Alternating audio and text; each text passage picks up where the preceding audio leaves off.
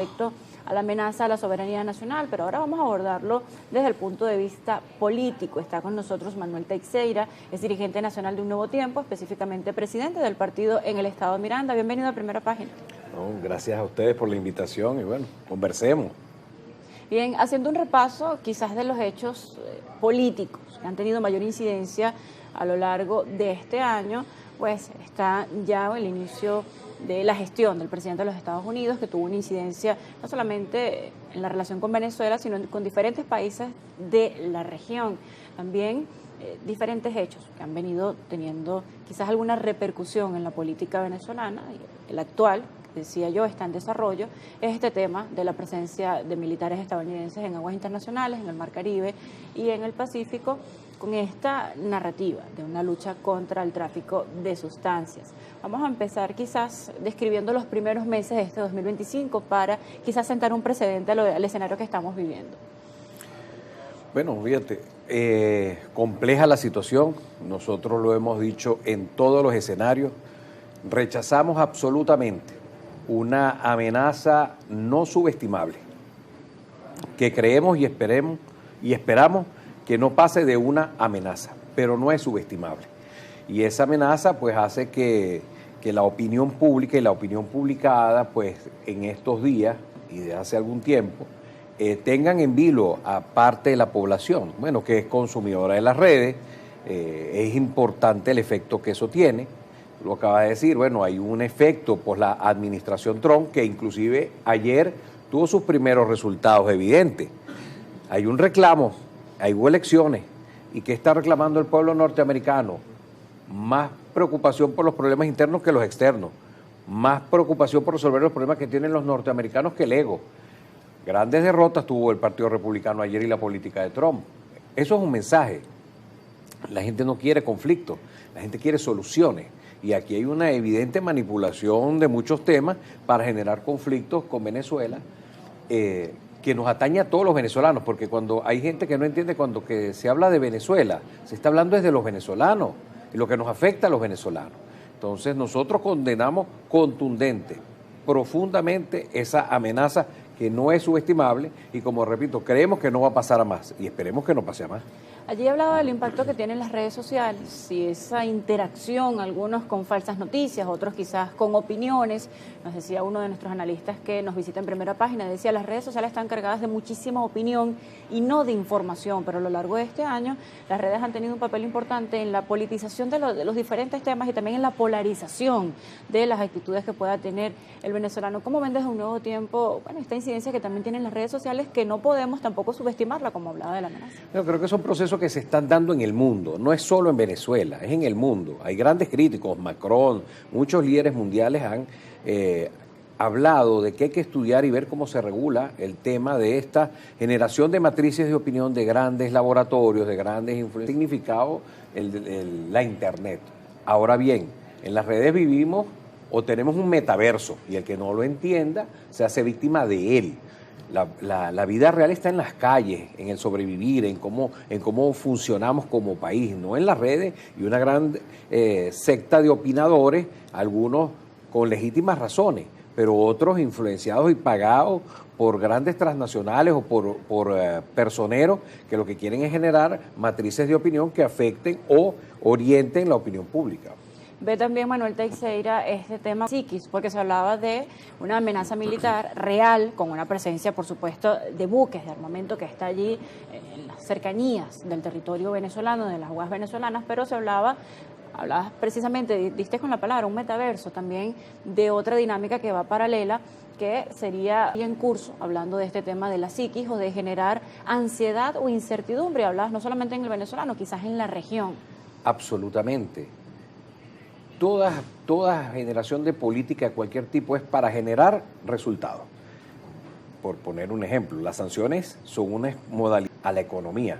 Ahora estamos viviendo psicoterror cruzado, o sea, actores internacionales, actores internos, que buscan producir un resultado. Pero el resultado que están produciendo es terrible, porque lo que están afectando es al buen vivir de la inmensa, por ejemplo, mayoría de los adultos mayores, de las señoras que consumen redes y tú los escuchas y a veces se preocupan porque tienen conciencia real de lo que puede ocurrir en el país, Dios nos libre, ocurriera cualquier desgracia de esta, porque lo hemos dicho, hay gente que cree que es una película de Netflix, que es que apuestan a una extracción impecable. Eso no existe. Basta con ver cómo está el mundo convulsionado, los conflictos internacionales, lo que han padecido esos pueblos, para no pensar en la desgracia que pudiera ocurrir en este país si eso llegase a pasar. Ahora, estamos convencidos que parte de una gran de psicoterror, de presión, para producir unos resultados que no se han producido y parece que no se van a producir. Los daños colaterales están en lo que sufre la población, que está en una expectativa, que encima tiene que lidiar con una terrible crisis económica y social y política, y ahí estamos, en el mal vivir que tiene el venezolano, sumado ahora a unas angustias psicológicas producto de eso. Señor Manuel, le consulto con respecto quizás a ese malestar en la región.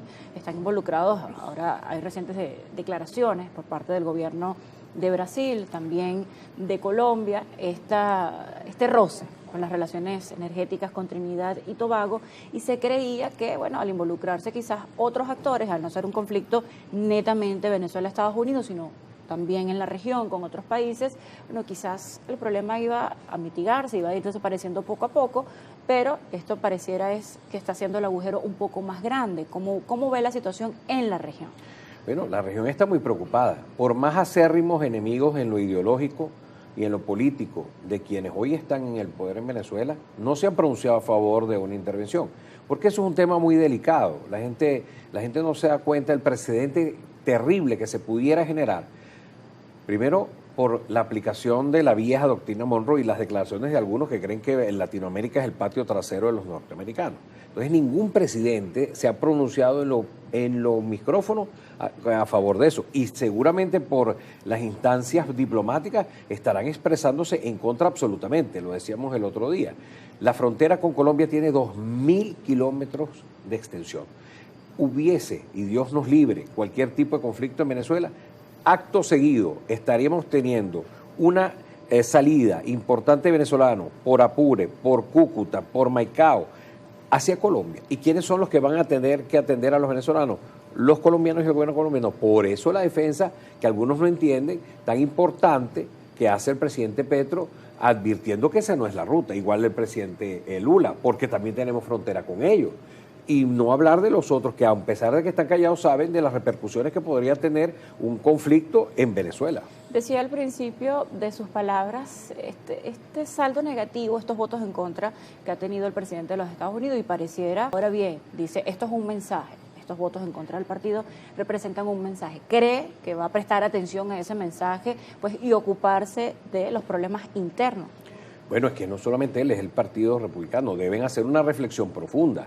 Se han dedicado a atender y a una política, a atender problemas en el exterior cuando tienen grandes problemas. Ellos hablan de muchas ciudades en los Estados Unidos, pero es que el problema real de los norteamericanos hoy para ese tema es que los venezolanos ni siquiera conocemos eso.